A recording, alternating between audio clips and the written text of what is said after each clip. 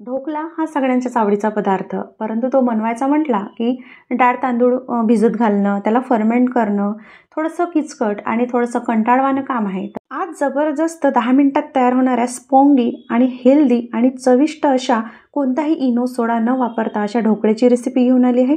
सोबत जबरदस्त अगदी 2 मिनिटात बनवून तयार होणाऱ्या हिरव्या चटणीची रेसिपी सुद्धा तुमच्यासाठी खास घेऊन आली आहे. तर न चुकता व्हिडिओ शेवटपर्यंत नक्की बघा आणि चॅनलवर जर नवीन असाल तर टेस्टी मोमेंटला सबस्क्राईब करायला विसरू नका. तर सगळ्यात पहिल्यांदा आपण ढोकळ्यासोबत खाली जाणारी हिरवी चटणी तयार करून घेऊया. अगदी 2 मिनिटात बनवून तयार होते आणि अगदी चटपटीत आणि स्पायसी ही चटणी बनवून तयार होते. तर याच्यासाठी आपल्याला फार जास्त साहित्याची गरज नाही. अगदी वाटी भरून कोथिंबीर घेतलेली आहे. कोथिंबीर स्वच्छ धुवून घेतलेली आहे. 2 ते 3 हिरव्या मिरच्या त्या देखील स्वच्छ धुवून घेतलेल्या आहे. मिक्सी जारमध्ये 2-3 हिरव्या मिरच्या, अर्धा इंच अद्रकाचे काप आणि कोथिंबीर घालून घ्यायची. त्याच्यानंतर जिरं किंवा जिऱ्याची पावडर देखील इथे चालेल. माझ्याकडे जिरं उपलब्ध नव्हतं तर त्याच्यामुळे मी इथे जिऱ्याची पावडर वापरलेली आहे. आणि चवीनुसार इथे आपल्याला अर्धा चमचा छोट्या चमच्याने मीठ घालायचं आहे.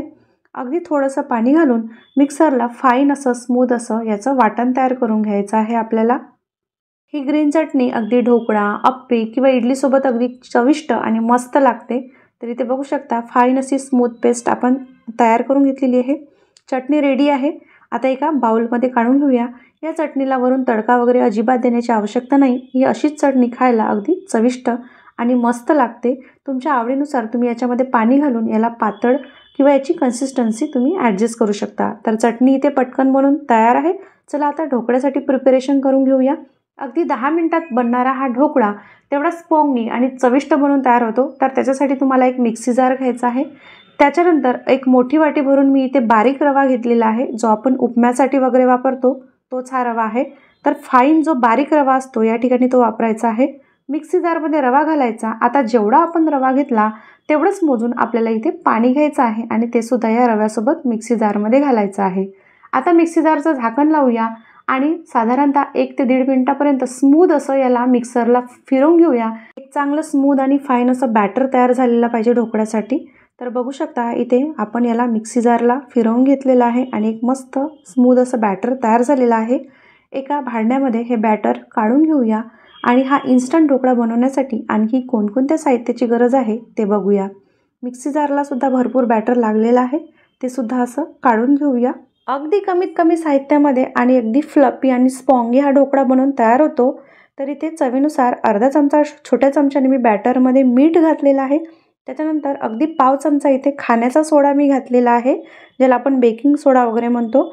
एकदा बॅटर व्यवस्थित सोडा आणि मीठ घातल्यानंतर छान मिक्स करून घेऊया आणि त्याच्यानंतर आता बाकीचं साहित्यसुद्धा घालूया. या बॅटरमध्ये आपल्याला 2 चमचे छोट्या चमच्याने तेल घालायचं आहे. याच चमच्याने मी सगळं मेजरमेंट घेत आहे. तुमच्याकडे जो चिवडा किंवा पोहा खायचा चमचा असतो त्याने तुम्हाला हे सगळं साहित्य मेजर करून घ्यायचं आहे.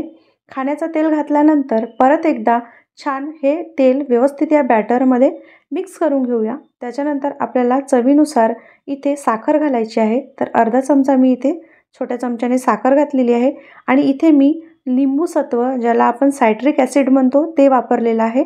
तर पाव चमचा ते घातलेला आहे आणि आलं आणि हिरवी मिरचीची पेस्टसुद्धा या ठिकाणी मी अर्धा चमचा घातलेली आहे. लिंबू सत्व किंवा सायट्रिक ॲसिड जे म्हणतो ते आंबट असतं गुणधर्मानं आणि आपण इथे दह्याचा वापर केलेला नाही आहे, सायट्रिक ॲसिडचा वापर केलेला आहे. त्याच्यामुळे एकदम ढोकळा फ्लपी आणि छान त्याला एक टेस्टसुद्धा मस्त भारी अशी चव येते. सगळं साहित्य 1 ते 2 मिनिटापर्यंत व्यवस्थित सगळं बॅटरमध्ये मिक्स करायचं. त्याच्यानंतर ढोकळा बनवायची अशी प्लेट घ्यायची. प्लेटला तेलाने चांगलं व्यवस्थित ग्रीस करून घेऊया.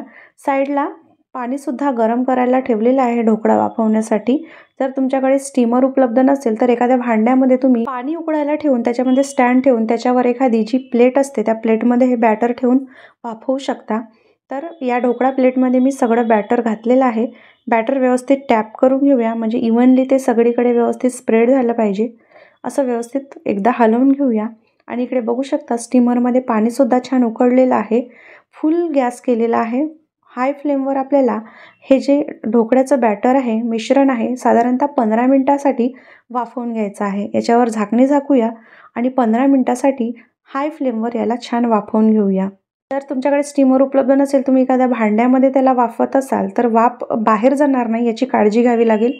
आणि 15 मिनिटानंतर बघू शकता एकदम फुलून असा टम्म फुलून हा ढोकळा वर आलेला आहे, एकदम स्पॉंगी झालेला आहे आणि ते बघू शकता अगदी जबरदस्त आणि चविष्ट असा हा ढोकळा बनून तयार झालेला आहे.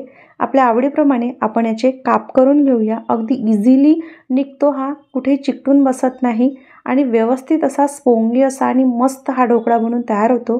तर इथे मी पीसेस कट करून घेत आहे ढोकळ्याचे. बघू शकता अगदी इझिली आणि व्यवस्थित हे पीसेस निघालेले आहेत आणि किती स्पॉंगी हा ढोकळा बनून तयार झालेला आहे. अगदी कमी साहित्यामध्ये आणि चविष्ट असा हा ढोकळा बनून तयार झालेला आहे.